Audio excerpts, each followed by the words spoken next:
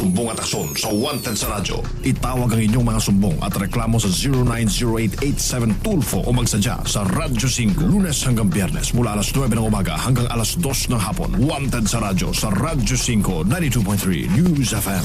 Okay, ito ay PG-13. So, kung meron mga magulang dyan at nakikinig o nanonood yung inyong mga anak, okay, patnubahan niyo po sila. Pero walang mali siya itong mga pag-uusapan natin. At valid po yung kanyang sumbong. Kaya lang, doon sa mga bata, baka hindi masyado maganda ang dating nito sa medyo may pagkamaselan. mga tenga sa mga magulang. Okay? Patnubahan niyo po yung inyong mga anak. So okay lang po sa inyong on camera at saka mabanggit yung name niyo? Okay lang po? Pwede po, takpan lang po. Okay. Opo. So ayaw niyo po pakita yung mukha niyo. Opo. Di wag na lang ipakita. Wag na ipakita. Sige. So, Yun. Pwede wag na, wag na rin po. sige. Si Arnold na lang siguro. Pangalan sa kamukha, wag ipakita. Opo. Kasi nga naman, maselan ito. Maselan nga kasi talaga. mga kapatid. Topic natin at yung ibinibintang sa kanya. Di ba? Ano pang sasabihin ng mga kapitbahay niya at pati yung kanyang girlfriend kapag narinig ito at nalaman kung sino siya. Sige, Sir Arnold, magandang hapon. Magandang hapon po, sir. Kayo po ay tinanggal sa inyong trabaho Opo. dahil meron daw kayong ginawang immoral. Opo. At nakukunan ng CCTV yung immoral na ginagawa nyo. Hindi po totoo yun, sir. Ano nga po yung immoral daw na ginagawa nyo ayon po sa inyong kumpanya? Nagmamasturbate daw po ako. Nagmamasturbate kayo. Ano po yung ebidensya? Yung CCTV. Yung CCTV daw po. Meron naman CCTV na nagpapakita na kayo ay nagmamasturbate. Wala po silang pinapakita, sir. Walang Sa function room daw po. function room. Ano mo muna trabaho ninyo? Sa kitchen po, sir. Kitchen. Opo. So, restaurant po ito. Hotel and restaurant Hotel, po. restaurant. So, sa oras ng trabaho, pumunta kayo sa... Hindi po. Hindi, saan nga po kayo pinagbintangan na Sa function room daw po. pumunta kayo sa function room at doon daw supposed to be kayo nagmasturbate at Opo. nakita sa camera. Opo. Kaya tinatawag kayo at tinanggal kayo. Opo. Okay, pero sabi nyo hindi. Hindi po Anong totoo ebidensya yun, rin sir. meron sila bukod sa... Daw po nakita daw po nila ako sa function room na ako lang daw po yung pumasok. Okay. Tapos may nakita daw po sila sa curtain na Saan? yung Sa sa kortina daw po. kurtina. Okay. Tapos nakita daw po nila ako na sumilip daw doon sa bintana. Okay. Sabi ko po, hindi ko po ginawa yun, sir, kasi hindi naman totoo. Okay. So sinasabi nila ay CCTV. So Opo. tinatanong mo sa kanila nasa CCTV. Pero wala naman po silang Wala. pinapakita sa CCTV. Pero sir. nasabi mo sa research meron pa sinasabi nila sa iyo. Yun lang po, may sinasabi po sila pero wala po silang pinapakita. Kaya nga, sir. ano po yung sinasabi na nakita? Yung sa kortina nga daw po Ano nga po? may stain daw po. Semen. Opo. Okay. So yun ang ebidensya nila. Yung Opo. isang sinasabi nila kasi nakuna sa CCTV, nagmamasturbate siya, tapos ngayon, bukod dyan, may semen pa raw doon sa kurtina na pinahid niya. Yun ang binibintang sa kanya. However, wala sila may pakitang CCTV footage. Opo. Pero yung sa kurtina, meron.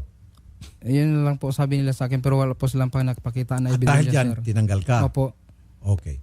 Lahat yan dinideny mo. Opo. Sige, sa ngalan po ng patas na pamamahayag, makakausap po natin ang manager ng Makati Palace Hotel, si Mr. Joel Tavu. Sir Joel, magandang hapon. Si Joel po ito, isa ni Matthew Estabilio. Opo, magandang hapon. Nakakilala niyo. Ang ganda nga po. Opo. Opo.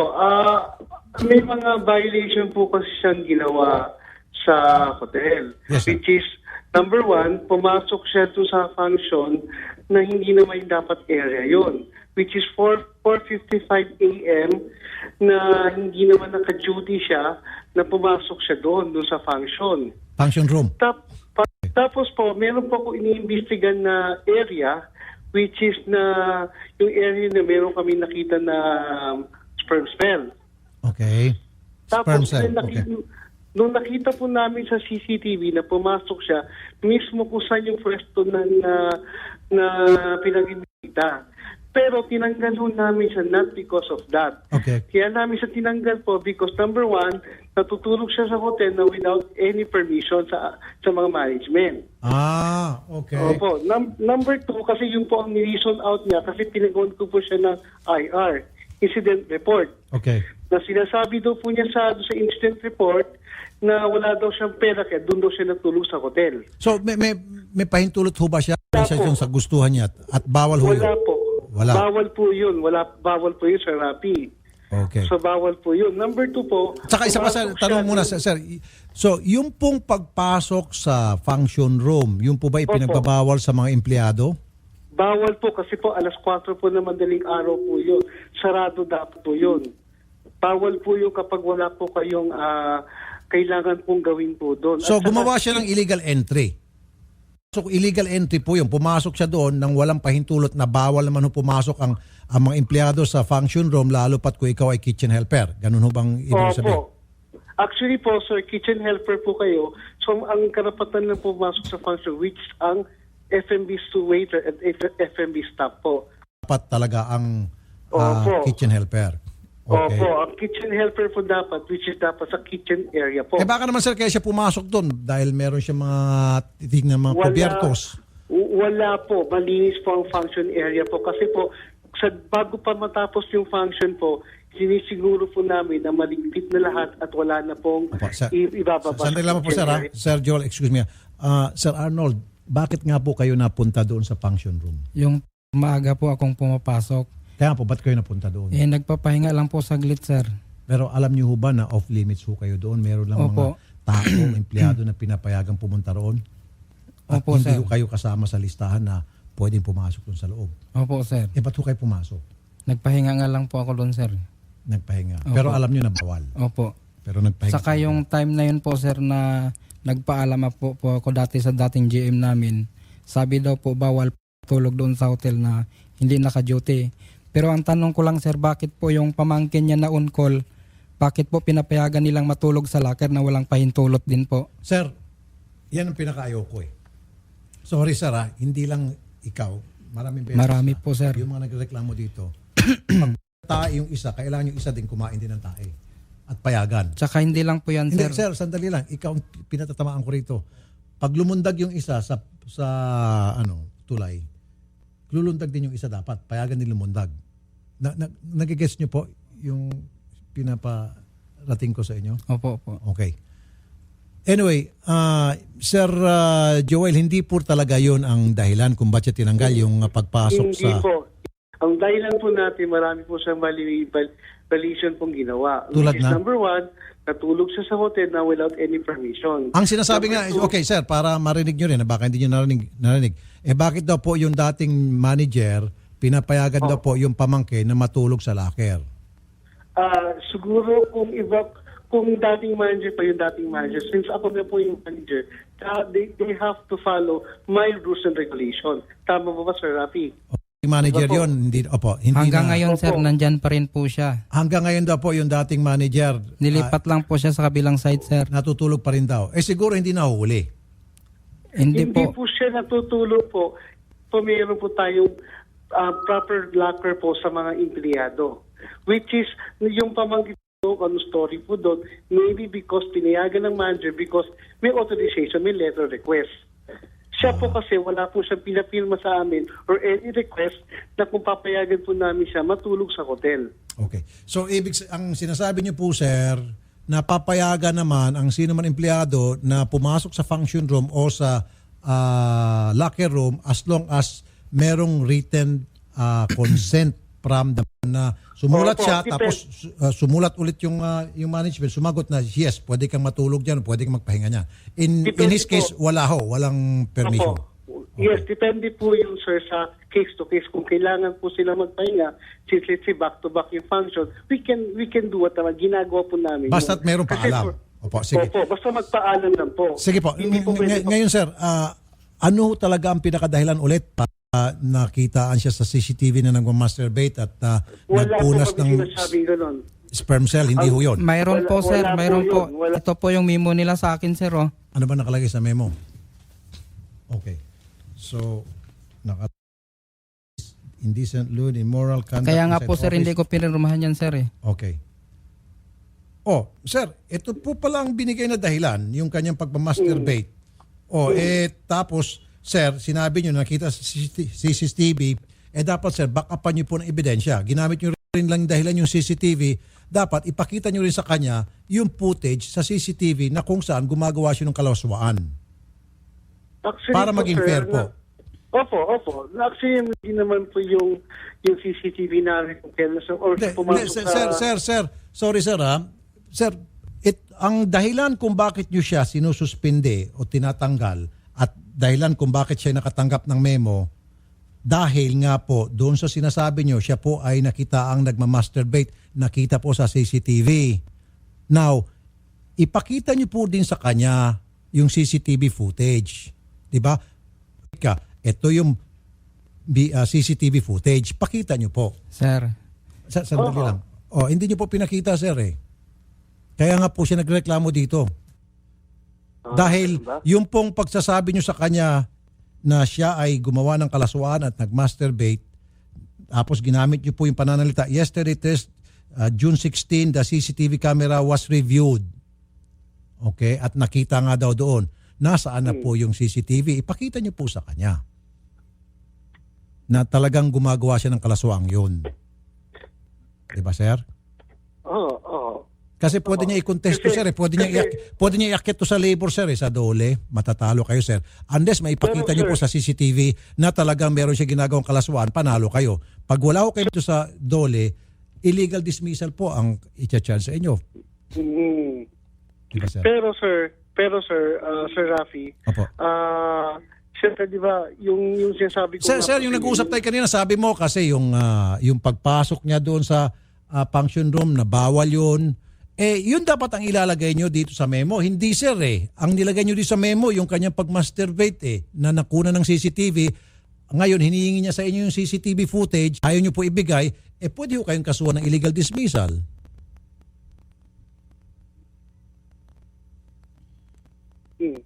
Sir. Sige. Unless kung babaguhin nyo po itong inyong memo, pero kung ito po yung memo ninyo ang ipagpipilitan nyo, ibibigay nyo sa kanya dahilan na para siya ay masuspindi o masibak, talo ho kayo, sir. Promise. Sasamahan po namin siya sa dole. Bukas na bukas, yari kayo rito yung kumpanya nyo, sir. At saka nasira pa, sir. Pinabintangan nyo siya nag-masturbate. Sos, naku naman, na hindi naman niya pala ginawa. Kumbaga, siniraan nyo siya, sir, na wala namang katotohanan. Ano kaya, sir, pag siya naman po ay nagpakala sa internet, sa Facebook, si Mr. Joel Tavu nag-masturbate sa kubeta ng aming kumpanya. Pinakalat niya yan. Hindi ba masakit, sir? Hindi ba, sir? Masakit, sir, eh. Paninira. Yan po talaga yung paninirang puri. Pero sinasabi ko nga sa inyo, sir, Yes, Sir Rafi, Yes, sir. yung iniimbestigan namin ng lugar na doon, ang tanong ko, bakit siya nagpunta doon sa lugar kung saan namin... Immaterial na po yun, sir. The memo, di ba, that was given to him. Di ba? At sa memong iyon, at ito, nasa harap ko, sa memong ito, naka-specify ang dahilan kung bakit siya ay pinaparusahan dahil nga po nakita sa CCTV na siya ay nagmamasturbate.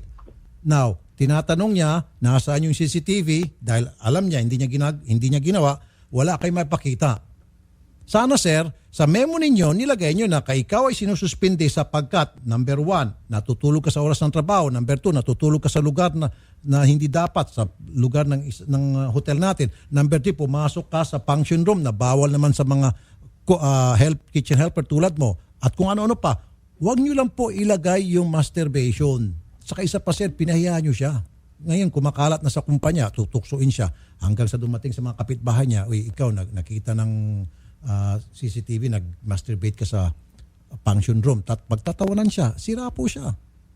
Na hindi naman palang totoo, sir. Di ba, sir? Sinira niyo po siya. Sir. Sige po. Tapos po nung pinag-report po ako sa opisina namin, may pinapapirmahan pa po na memo. May ganyan din po, pero may dagdag na. Tapos nung hindi ko po pinipirmahan, natakot po ako bakit daw hindi ko pipirmahan. Ilalaban niyo po ito all the way hanggang sa DOLE at saka NLRC. Paano po ako makahanap ng ibang trabaho niyan, sir, kung ginaganyan nila ako? Hindi. Itago niyo po ebidensya to, sir, at willing po kami backupan namin kayo. Salamat Lahat po, sir. po ng pwedeng, kung kinakailang sarili ko pong pera, itutulong ko po sa inyo, ibubuhos ko po para makakuha ko kayo ng justisya. Kasi dito talagang inagrabyado kayo. Lalo pat yun, sinira 10 taon po ako sa kanila, sir, tapos ginaganyan lang nila ako. Sinira nila po yung pagkatao nyo, sir. Siyempre, doon sa mga kaopisina niya, NINS. In fact, Idol, may mababa ng mga tingin sa kanya. may mga reaction dito from Rolin Pionello and Florentino Aliben. Baka naman sipon lang yun. Wag naman sana agad husgan. Lalo na't walang video Yes. na nakuha habang nagmamaster. Hindi sila maglalagay ng mga ganitong salita sa memo na hindi kayang back upan ng ebidensya. Memo ito eh. Siyempre, pag gagawa ka ng memo sa empleyado mo, lalo pat may kaakibat na parusa, dapat may back up na mga ebidensya patunay kung bakit paparusahan mo yung isang empleyado. In this case, wala eh. Salita lang eh. Na may CCTV, na ikaw ay nagmamasturbate, nasaan yung CCTV footage? Wala eh. So, Ay, sir, yung ebidensya, how sure are you na kanya ngayon? Diba? I mean, tamo, binabaan tayo ni Mr. Tavu. Alam niya, talo siya dito, sir. Sige, sir, sasamahan po namin kayo Okay po. sa Dole. In fact, pwede kayo magdemanda rito, sir eh. Di ba? Yung paninirang puri. Pwede, sir. Criminal. Tapos po sir yung mga... Sige, sir, mag-news break na tayo. Lampas-lampas na po. Sige po. Basta't magdidemanda ho tayo. Okay po. At didepensa ka sa Dole. Magreklamo ka sa Dole and then magdidemanda ka ng kasong kriminal laban sa kanila. Yung paninira po na ginawa sa'yo. at marami tayong mga reaction, Idol. Okay. Sabi ni Jojo de la Cruz, mukhang ginagawa ng dahilan si Kuya para tanggalin at ginagawa pa ng malaswang kwento para lalong siraan ang pagkatao niya. Tama. Sabi naman ni Alvin Lambino, hindi nga totoo yan, wala silang maipakita eh. Sabi ni Mami Felicity Mendoza Pineda, hoy Mr. Manager, grabe ka 10 taon si Manong John, sinira niyong pagkatao. Yes. So sabi naman ni Bong Relator Valdesco, nakaranas na ako ng mga ganyang klaseng manager. Ako nila ang umalis sa awa ng Diyos. Sunod na mga buwan, natigbak na siya. Diyos ko, natigbak talaga. Nakarma. Nakarma. O, sabi naman dito ni Brian Jamin Kilakiga, inggitan lang yan. Kaya ginawa yan ng Kwento. ob-ob na manager. At maraming iba pa. Okay, baka naman kasi suminga ka doon, kuya. Bait mo, Idol, kau na talaga matulungin. Okay. Hindi, ginamit niya kasing dahilan yung CCTV doon sa kanyang memo. So, ipakita niya yung CCTV footage. Oo. Di ba? Para may backup, may concrete Yes. evidence na Dito eto ipit pala. siya, wala siya maipakita eh. Kaya hindi na siya makapagsalita kanina. Pwede siya makasuhan dito ng kriminal. Di ba? Paninirang puri. Sinira rin niya talaga yung buhay ng Yung buhay, empleyado. Kaya nga sabi ni...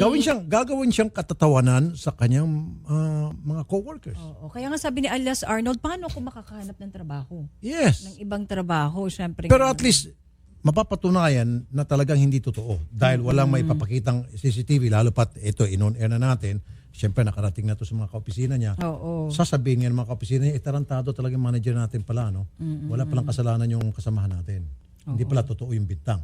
Maganda, buti pumunta siya rito. Correct. Sabi nga ni Jeff Guting Kayaban, sa bagay kung ginawa ni Kuya yon, di siya magpupunta dyan kay Idol para magsumbong, di ba? Yes. Mali yung kumpanya, kawawa naman si Kuya. Tumpak.